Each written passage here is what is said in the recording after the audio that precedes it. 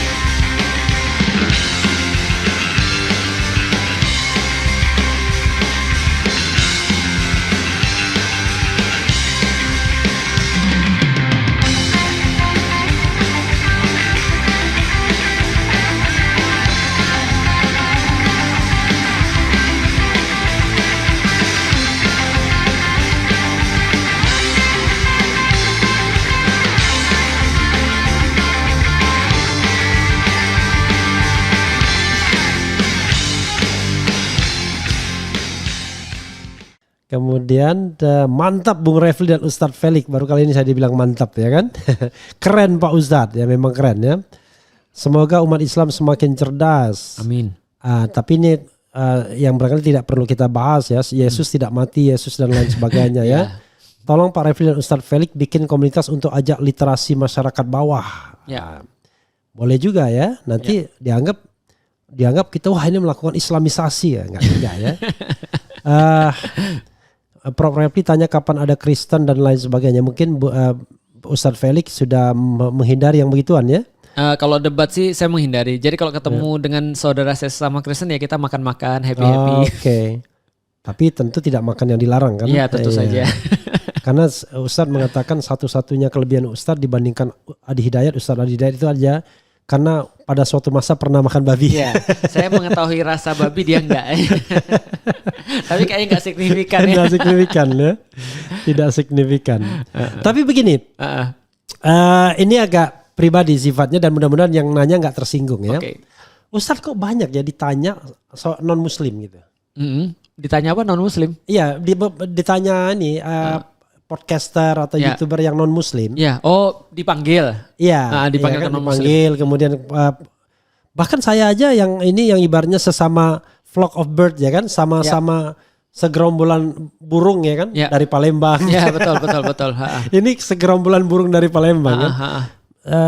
Kemarin Dr. Richard Lee ya ada. Betul. Richard Lee itu orang Palembang juga? Orang Palembang. Dia adik kelas saya. Oh di Bangau sama. Itu masih muda itu orang? Masih muda, itu adik kelas itu. Allahu Akbar. Adik kelas Prof. Refli berarti. Tua sekali saya mukanya jadi. Ya.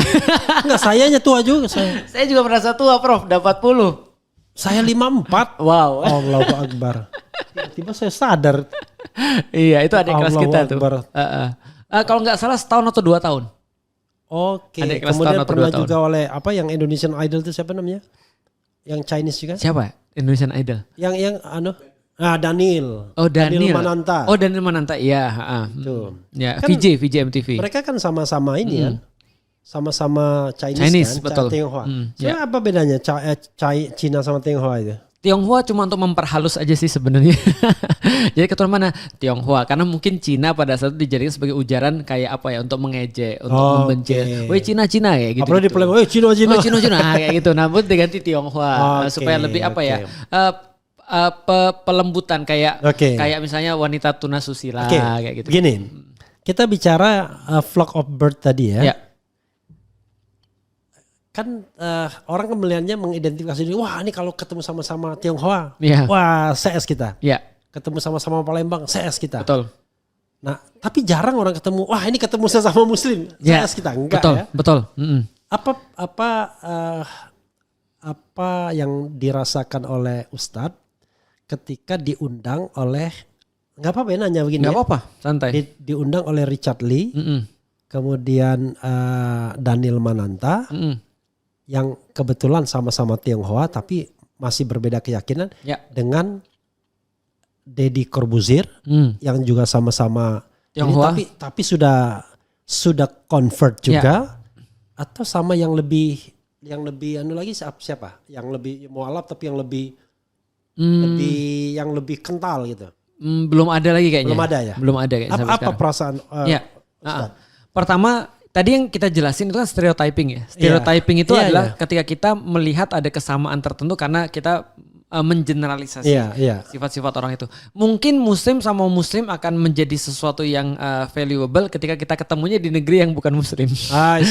Jadi ada tiba-tiba ada orang kerudungan, itu udah kayak Assalamualaikum langsung. Assalamualaikum langsung. Apalagi ketemunya misalnya di Vatikan gitu misalnya. Jadi kayak gitu misalnya. Jadi tempat yang jarang.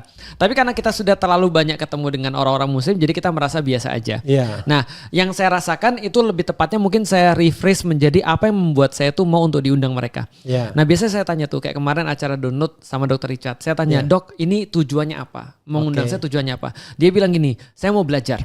Oke, itu cukup saya bilang. Kalau kamu mau belajar tentang Islam, maka aku akan datang sebagai orang yang ngajarin. Bukan sharing lah ya. Kalau bisa ada sesuatu yang bisa kamu dapat sebagai sebuah ajaran, alhamdulillah bagus. Itu cuma menjadi alasan kenapa saya datang. Jadi perasaan saya adalah ya saya datang sebagai seorang pendakwah.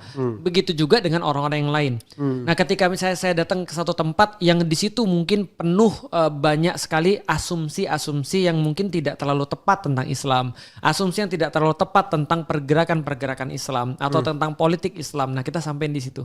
Jadi perasaan saya sebenarnya ya senang. Kenapa senang? Pertama karena kita bisa membuka pintu. Karena yang kita paling khawatirkan itu adalah echo chamber sebenarnya, Prof. Echo chambers. Jadi algoritma sosial media ini membuat kita merasa bahwa kita itu paling benar. Karena kita akan dikelilingi oleh orang-orang yes men. I see. Semua orang akan mengiyakan kita. Untuk apa saya dakwah sama orang yang sudah ngerti? Untuk apa saya dakwah pada orang yang sudah sholat? Saya dakwah itu pada orang yang belum ngerti, yang masih salah paham tentang sholat, salah paham tentang puasa, atau salah paham tentang Islam. Nah, echo chambersnya harus di break. Bagaimana cara breaking echo chambers ini? Dengan crossover, dengan kemudian kolaborasi. Nah, ini yang kita kejar sih sebenarnya. Itu setelah itu Ustadz merasa ini nggak? Merasa mendapatkan something nggak, sesuatu? Alhamdulillah setidaknya ya, kalau dulu orang-orang bilang begini misalnya, wah Felix itu ternyata radikal, tapi radikal kok cuma gini aja, gini doang. Nah, ternyata sekarang itu mulai meluas kepada yang lain. Ternyata orang-orang yang selain Islam juga mulai merasa bahwasanya radikal itu sebenarnya cuma anggapan orang doang. Tapi sebenarnya orangnya sih nggak gitu. Gitu ya. Saya adalah manusia biasa. Ini kan sisi orang yang nggak tahu. Saya suka bola, saya dengerin musik, saya kalau di rumah nanam tanaman dan segala macam. Saya bisa ketawa, saya bisa ngelucu dan segala macam. Jadi itu sisi manusiawi yang kurang untuk diekspos. Karena orang itu bisa jadi benci sama orang kalau dia sudah bisa dehumanisasi. Nah, setidaknya ketika kita menyampaikan seperti itu, kita cuma mengatakan I'm just a part of Muslim. Tak kenal maka tak sayang. Betul. Dan Muslim yang lain itu sebenarnya penyayang semua. Cuma kadang-kadang lu liatnya di mana dulu. Kalau lu lihat Felix pas lagi di panggung 212, lu ngeri. Iya. Karena memang harus begitu, itu kan ya. Karena Refli Harun waktu ketemu Ustadz Felix pertama kali di Bandara Kulon Progo langsung tune in. Iya, betul. Karena ketemunya di musola. Langsung satu frekuensi. Satu frekuensi. Gitu. Jadi artinya menurut saya kan tadi kan setelah misalnya diundang mereka lah. Masih nggak komunikasi atau ada nggak kira-kira gelombang yang tertangkap atau sudah beberapa kita komunikasi karena kita tuh humble dan serius pengen berteman. Jadi artinya kita nggak pernah punya niatan apapun selain berteman. Karena dalam kepala saya itu adalah sebelum jadi pendakwah jadilah teman terlebih dahulu. Karena kalau kamu tidak layak jadi teman, kamu tidak layak jadi seorang pendakwah. Nah, contoh seperti misalnya Dr. Richard misalnya. Dr. Richard sampai sekarang kita masih WhatsApp-WhatsAppan, gitu kan ya. Apa kabar dok? Dan khususnya ketika dia punya masalah ya, which is all the time gitu kan. Iya. Iya. Dia kan orangnya heboh mulu gitu kan. Dia creating problem. Iya, karena mungkin hidupnya memang selalu perlu warna dan segala macam. Kita WhatsApp-WhatsAppan dengan beberapa orang-orang yang lain yang beda genre dan segala macam ya, cuma untuk memperbanyak masukan dan mengayakan informasi. Oke. Tapi begini, kita boleh salahkan lah orang Muslim ya. Betul. Boleh salahkan society yang kadang-kadang punya yang namanya apa istilahnya ya?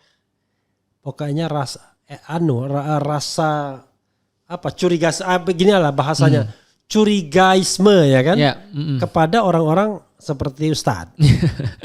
Maksudnya gini, ketika dia belum seorang Muslim, wah dasar nih orang itulah ya, kan, Cina gitu ya, Cina gitu. Tapi perasaan itu sedikit hilang ketika dia kemudian convert ya kan. Ya. Kita tidak melihat Yusuf Hamka misalnya sebagai ini ya. Betul. Perasaan itu ada juga di Ustadz. Betul, dan itu yang sekarang kita coba untuk hilangkan dari orang lain kepada saya. Contoh kayak gini ya, bapak saya selalu nanya gini, Lik, emang nggak apa-apa ya orang Chinese masuk Islam? Saya bilang, loh kenapa Pi emang? Karena orang-orang tuh nanti benci kamu. Karena di dalam kepala orang-orang Chinese kebanyakan itu mereka merasa bahwa kita dibenci karena looks-nya kita. Iya. Dan memang pada faktanya memang ada seperti itu. Orang-orang yang membenci orang Cina karena looks-nya mereka, bukan karena perbuatan-perbuatan mereka. Contoh misalnya ya, serakah, egois, itu nggak usah orang Cina, orang manapun yang berbuat kita jadi nggak suka. Semua ada. Nah maka kita di dalam Islam mengajarkan kayak gitu. Gimana caranya agar kita tuh bukan benci orangnya, karena people change kita udah bilang. Tapi kita benci perbuatannya.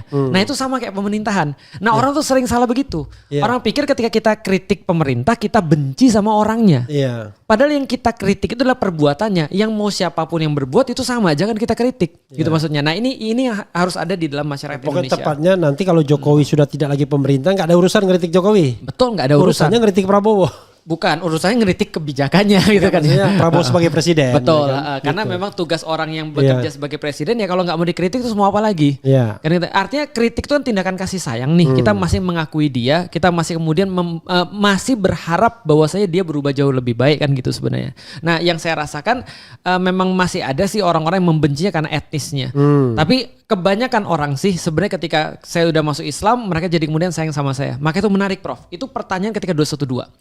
Jangan-jangan nih kerusuhan karena etnis, nggak suka sama Ahoknya yang Cina. Saya bilang, bro, aku di situ.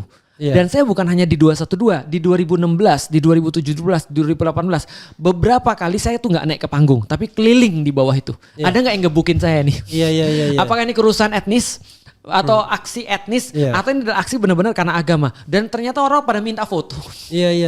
Artinya bukan karena etnisnya sih, karena saya ada di situ. Ahok nggak dibenci sebagai Chinese-nya, tapi yang jadi masalah adalah perkataannya tadi. Orang luar kemudian seperti intervensi ke urusan. Betul.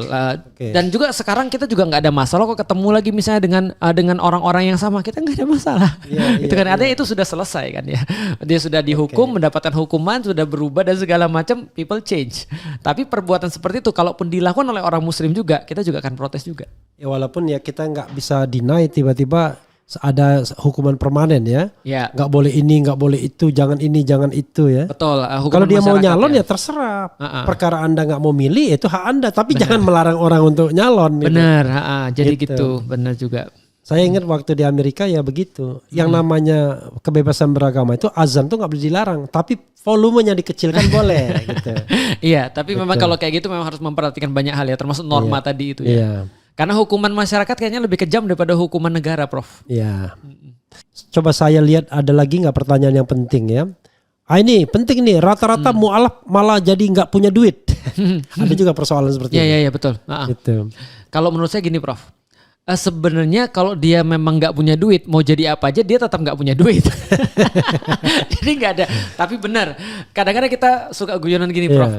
Kenapa ya yang masuk Islam kita tuh pada nggak punya duit? Jadi masalahnya ekonomi lagi gitu maksudnya. Tapi ya setidaknya ya memang karena di Indonesia marginal itu, dominasi daripada penduduk Indonesia kan adalah penduduk yang kemudian sangat bahaya dari segi ekonomi. Artinya kalau disenggol dikit langsung jatuh miskin gitu maksudnya. Jadi kemiskinan yang terstruktur. Nah artinya ya kalau misalnya dari rata yang masuk Islam dari yang banyak ya gitu akhirnya. Jadi yang miskin-miskin tadi ya walaupun ada variabel-variabel yang lainnya. Tat, ini terakhir ya, biar maksudnya biar tambah menarik ya. Saya mau trivia. Oke. Ya. Trivia. Jawab cepat ya. Walaupun Jawab cepat atau apa? Iya, bukan. Enggak harus jawab cepat. Berpikir juga nggak apa-apa. Tapi trivianya gini. Abu Bakar atau Umar bin Khattab? Umar. Why? Saya lebih cocok dengan yang agak heboh kayaknya.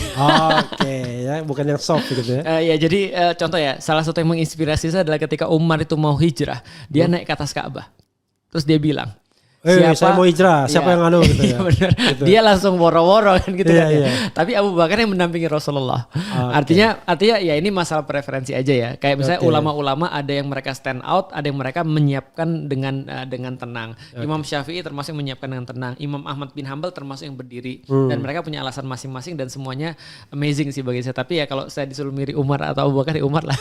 Umar bin Khattab atau Utsman bin Affan? Umar. Tetap. Umar bin Khattab atau Ali bin Abi Thalib? Jelas Umar. Oh tetap Umar tetap ya? Umar. Luar biasa Al-Faruq. Karena saya nggak pinter.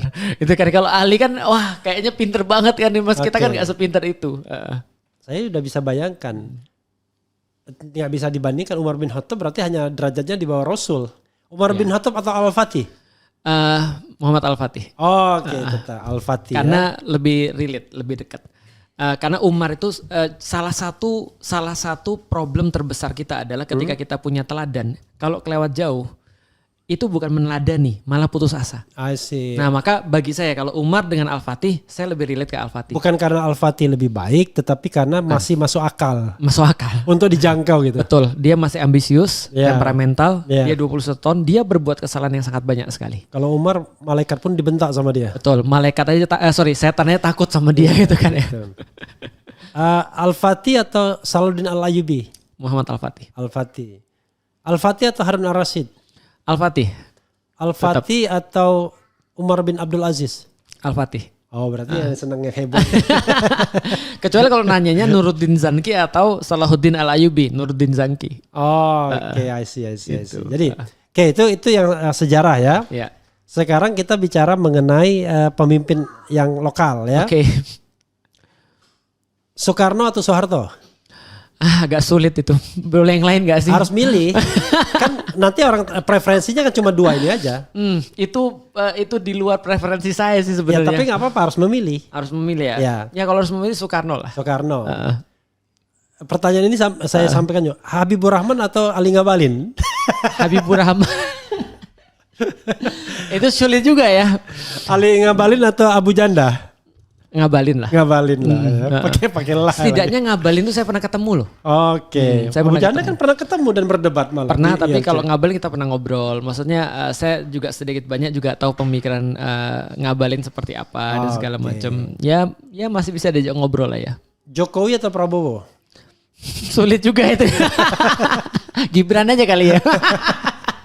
Sekalian hancur gitu ya. Jadi Jokowi atau Prabowo ya. Saya juga sulit sih karena apa ya, ini memilih di antara yang terbaik atau memilih di antara yang tidak terbaik nih jadi ceritanya. Kan sederhana, kalau ada yang baik sama baik kita pilih yang paling baik. Ya. Kalau ada yang buruk sama buruk paling tidak less evil ya kan. Ya, less keburukannya evil, ya. Lebih sedikit gitu. Berarti ini kayaknya bukan less evil tapi bukan juga lebih baik ya, tapi mungkin dari segi kalau efeknya efeknya harus diakui Jokowi lebih besar efeknya. Jadi Jokowi? Lebih besar efeknya ya, kalau dari segi itu. Oke, nanti saya bikin judul. Nah boleh, gak apa-apa. Pilih Jokowi. Iya, pilih Jokowi yang efeknya lebih besar gitu ya.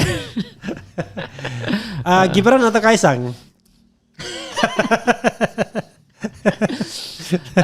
Gimana ya, mungkin saya bisa jawab ini kalau sudah ketemu dua-duanya ya. Oke. Tapi apa ya, terus terang Prof.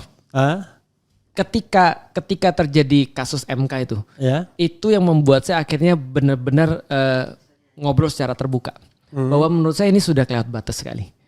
Jadi benar-benar kelewat batas. Jadi artinya kalau misalnya enough is enough. Karena Gibran itu termasuk salah satu orang yang saya ngomong secara terbuka. Namanya langsung. Berarti Gibran itu game changer sih bagi saya sih. Karena membuat akhirnya harusnya ya semua orang sadar bahwa Indonesia itu tidak ada demokrasi sebenarnya. Indonesia itu nggak ada demokrasi, Indonesia itu tidak ada keadilan. Harusnya ya. Gitu. Itu kan bagi kita, tapi bagi kawan kita Kodari itu ado katanya. Ya nggak apa-apa sih, itu hak dia juga gitu kan ya. Maka saya cuma mau ngasih tahu aja. Sorry Kodari ya, sama-sama Palembang gitu. Itu Palembang. Palembang juga. Oh, pantas. Palembang tapi dia kemana-mana dia, di Lampung kalau nggak salah di Palangkaraya gitu. Tapi Palembang juga dia. Ya makanya artinya kalau kita lihat efeknya yang besar ya, memang harusnya jadi game changer sih. Oke, jadi kalau kita bicara yang lebih baik ya kan, Anies atau Ridwan Kamil? Anies atau Ridwan Kamil? Saya lebih melihat Anies ya kayaknya. Anies ya. Kalau itu agak mudah sih jawabnya. Agak mudah ya. Ridwan Kamil atau Ganjar? Saya tuh baru ke Semarang kemarin masalahnya ya. Terus akhirnya saya melihat banjir di mana-mana gitu segala macam. Dan terus terang saya nggak setuju dengan pernyataan pornografi itu parah banget sih menurut saya. Jadi ya Ridwan Kamil. Ridwan Kamil. Tapi saya senang ya. Beliau ini mau menjawab ini. Sama ini pertanyaan yang gampang-gampang susah tapi mudah bagi orang-orang tertentu. Rahma Sarita pernah begini nanya. Pancasila atau Al-Quran? Nah itu bukan pertanyaan itu bukan apple to apple. Nggak apple to apple. Iya betul. Itu sama aja kayak nanya gini, rajin menabung atau tidak sombong gitu kan? Iya. Gitu. Dua-duanya perlu tapi beda makom. Beda genre. Artinya kalau kita bicara, jadi gini, saya sering dituduh saya menolak Pancasila. Saya balik bertanya sama orangnya, gimana caranya menolak Pancasila? Gimana caranya menolak Pancasila? Ada nggak caranya, Prof? Saya sampai sekarang berusaha untuk mencari cara menolak Pancasila dan saya belum dapat. Dan boleh nggak saya bilang pernyataan yang keras, itu orang bodoh bilang menolak Pancasila. Betul. Gimana kita menolak ketuhanan yang Maha Esa, menolak kemanusiaan, menolak persatuan, menolak kerakyatan, keadilan. Itu sama aja kayak ada orang tuh ngomong gini nih, nah nanti kalau pas kamu merantau, ya kamu jangan terlalu banyak percaya orang lain. Hati-hati ketika kamu lagi ngobrol. Duit dihemat ya, jangan lupa sholat. Terus gimana cara saya menolak nasihat bapak pada anaknya kan gitu kan, ya nasihat nggak mungkin yang buruk kan, gitu maksudnya. Ya nggak ada masalah dengan Pancasila, masalahnya ada kelakuan rezim yang kemudian mengatasnamakan Pancasila merepresi orang kan? Atau mengatasnamakan Al-Quran demi berbuat sesuatu yang salah. Nah gitu. Itu jadi semuanya sama. Oke, Ustadz, saya kira udah terlalu zalim saya membuat Ustadz. Saya memilih tadi ya. Iya. Itu pertanyaan paling sulit selama tadi kita podcast. Tadi Jokowi, Gibran, itu paling sulit. Tapi sekali lagi jangan sampai orang berpikir kita tuh nggak suka sama orang ya. Iya. Artinya kita selalu konsisten. Orang manapun kita nggak boleh nggak suka. Iya. Yang kita selalu untuk konsisten adalah kita konsisten pada nilai atau value. Iya, nilai. Makanya saya bilang, kan sudah saya bilang, kalau Anies itu berkolaborasi dengan penguasa ya, gini. Oh, ada satu pertanyaan lagi. Boleh. Pertanyaan. Gini. Ini dilema saya dan saya mengatakan bukan dilema sesungguhnya. Sebagai orang hukum tata negara saya paham betul bahwa orang yang sudah dipilih itu punya hak. Bukan, orang yang sudah dipilih kemudian itu berhak dilantik dan berhak dan sah. Ya, sah. Sebagai pemimpin kita. Benar. Terlepas apapun yang menjadi prosesnya. Iya. Tapi masalahnya adalah ada nggak ruang yang sifatnya personal, private, yang sedikit dipublikkan, di-spill ke publik, bahwa saya mengatakan misalnya dalam satu kesempatan mengatakan haram hukumnya, kita mengendorse itu, mengakui pemimpin yang memperoleh kekuasaan dengan cara curang. Saya di-challenge, ada nggak yang salah dengan pernyataan saya itu? Dari sudut pandang agama? Dari sudut pandang saya yang sifatnya vertikal. Kan saya bilang keyakinan saya. Saya tidak lagi bicara konsep hukum tata negara. Saya bicara tentang keyakinan. Konsep vertikal. Kalau gitu kita coba untuk exercise ya. Namanya ini exercise pemikiran. Menurut agama Islam, kalau pernikahannya nggak sah, itu anaknya nggak sah. Artinya walinya ini akan kehilangan hak untuk menjadi wali. Bagi anaknya, orang tuanya akan kehilangan hak untuk menjadi wali bagi anaknya karena aktivitas yang nggak sah. Makanya di dalam ibadah, di dalam Islam tuh ada yang namanya batil. Tapi bayinya nggak berdosa kira-kira. Bayinya nggak berdosa, betul. Nah artinya ada yang namanya batil di dalam agama Islam. Ibadah ketika syarat-syaratnya tidak terpenuhi, maka kemudian menjadi batil. Menjadi tidak sah. Jadi tidak sah ini kan menjadi tergantung dengan syarat-syaratnya. Nah tadi sebenarnya dalam hukum tata negara kita nggak tahu, tapi dalam keyakinan kalau andaikan ini diperoleh melalui cara yang kemudian curang atau cara yang kemudian tidak seharusnya, maka wajar-wajar aja saya pikir ketika orang berkeyakinan seperti itu. Nah kecuali kalau memang menurut orang yang lain, bagi saya tidak, bagi saya sah. Kenapa? Karena tidak ada memerlukan requirement itu misalnya. Apapun yang terjadi itu kalau saya tuh lebih berpikir gini, Prof. Kalau kita punya rumah kebakaran, maka kalau saya lebih memilih untuk tidak memperhatikan penyebab kebakarannya. Tapi secara manajemen resiko saya akan tanya, what's left? Apa yang tersisa? Kita mulai dari situ. I see. Ini nih a good answer. Jadi apa yang tersisa aja? What's left? Apa yang tersisa dari Indonesia? Kita mulai dari situ. Apa yang tersisa dari proses Pilpres kemarin? Apa yang tersisa dari proses Pilpres kemarin, setidaknya kita jadi tahu bahwasanya orang tidak cukup hanya pintar, tidak cukup hanya jujur. Ya, tetapi apa yang tersisa bagi kita untuk move on, untuk moving forward dengan kekuasaan yang sekarang ada? Ada banyak yang sebenarnya perlu kita lakukan. Kalau saya selalu bilang sama orang-orang begini, saya tidak pernah berharap pada satu proses yang ujung-ujungnya kita sudah ketahui seperti apa. Yeah. Jadi kalau seandainya jadi gini, Andrew Tate tuh pernah bilang gini, Prof. Kalau ada satu game main basket di jalanan, siapa yang menang 1 lawan 1, saya kasih duit $50,000. Yeah. Tapi nggak ada wasitnya di situ. Yeah. Berapa persen chance orang berbuat curang? 99%. Kalau nggak 100%, 99% kan itu kan ya, orang berbuat curang. Yeah. Bayangkan, ini bukan permainan basket yang menangnya dapat 50.000 loh. Tapi ini dapatnya nggak tahu berapa nih, gitu kan ya. Mungkin nggak orang nggak berbuat curang untuk mendapatkan itu. Kalau dia nggak curang malah dia bodoh. Karena wasitnya nggak ada.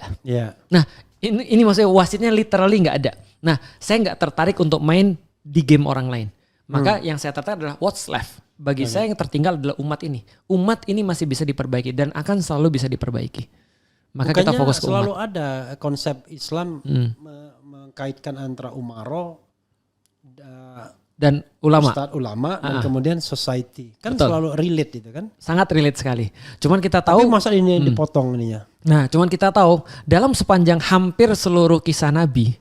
Itu adalah nabi-nabi ketika mereka berjuang, mereka melawannya umaro.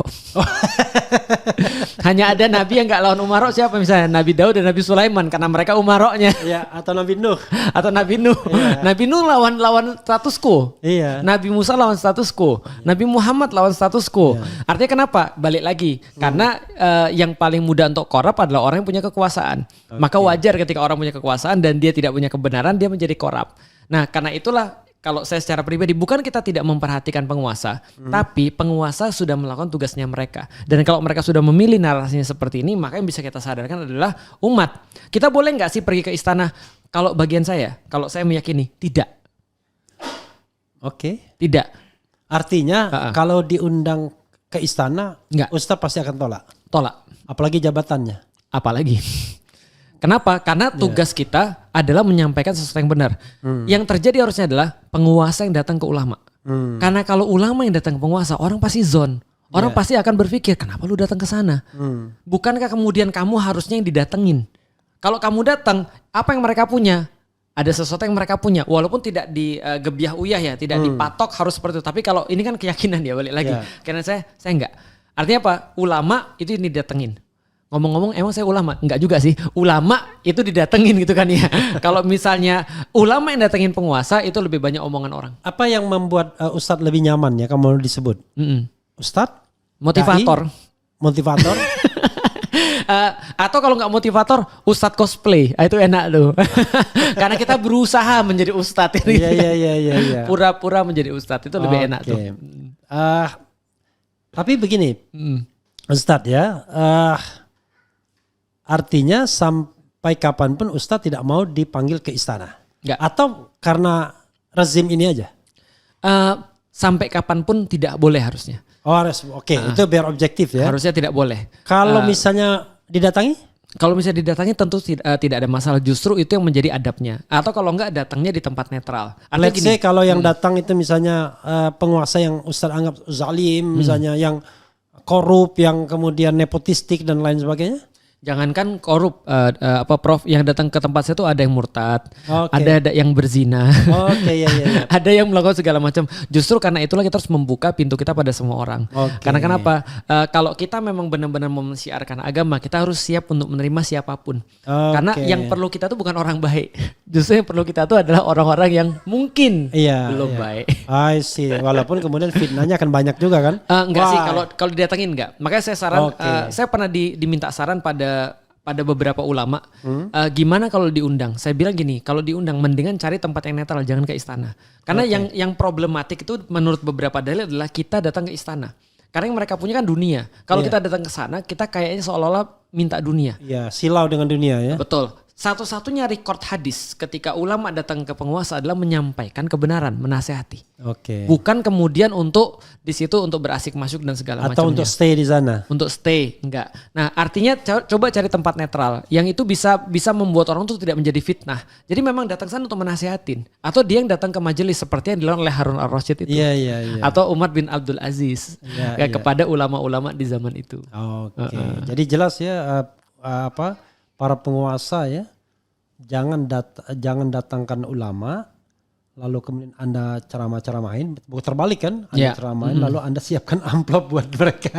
Itu mungkin tapi ini balik lagi ya. Ini balik lagi, ini bukan sebuah harga mati ya. Ini pilihan keyakinan aja. Artinya kalau yang lain misalnya pergi ke istana, bukan berarti kemudian kita menyalahkan mereka. Itu pilihan hidup mereka. Tapi ini ada yang menarik. Cak Nun tuh pernah bilang, Prof. Jadi Cak Nun tuh pernah bilang begini.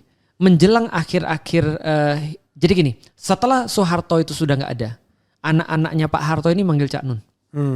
Dan anak-anaknya bilang, ini menurut Cak Nun sendiri yang saya dengar, entah kalau salah ya, kalau salah koreksi aja. Anak-anak tuh bilang, kenapa kami manggil Cak Nun? Karena bapak kami berpesan, kalau ada apa-apa setelah saya nggak ada, minta Cak Nun datang. Nah terus ditanya kenapa alasannya? Minta Cak Nun datang? Cak Nun datang untuk ngobrol. Ngobrol dengan anak-anaknya nih, Pak Harto. Pak Soeharto, minta Presiden Soeharto. Nah, setelah ditanya alasannya kenapa, menurut anak-anaknya Pak Harto, itu Pak Harto punya catatan yang memuat ngasih siapa aja dan berapa. Maka pesan bapaknya kepada anak-anaknya adalah sesuatu pesan yang bagus menurut saya.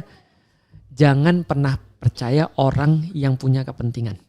Ketika orang-orang lain ngeritik saya, begitu kemudian saya minta mereka datang dan saya kasih uangnya ada catatannya, mereka diam. Tapi Cak Nun kritik saya nggak ada kepentingan. Itu yang kemudian membuat Pak Harto minta anak-anak untuk nyari Cak Nun, bukan yang lain. Nah, maka bisa nggak sih kita menjaga integritas itu? Jangan sampai ada konflik of interest.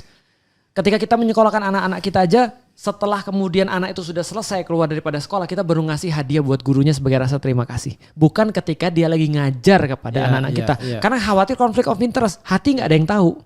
Nah inilah perlunya kemudian hukum Islam kan gitu kan ya. Islam mengatur betul soalan itu. Itu sih sebenarnya. Oke, Ustadz luar biasa ya. Banyak betul-betul kita crossing di 2 jam. Closing statement, Tad. Closing statement. Jangan pernah untuk merasa bahwasanya semua itu sia-sia. Karena yang dilihat di dalam Islam itu adalah proses bukan hasil. Hasil itu bonus aja. Sedangkan yang Allah perintahkan pada kita cuma menjalani prosesnya. Dan jangan lupa menjalani prosesnya dengan happy. Oke, luar biasa ya. Jadi beragama itu tidak perlu berkerut ya, gembira dan gak perlu pusing dengan hasilnya. Hasilnya Allah yang akan menentukan, tetapi keberpihakan dan perjuangan kita tetap di jalan yang lurus. Wassalamualaikum warahmatullahi wabarakatuh. Waalaikumsalam warahmatullahi wabarakatuh. Keren.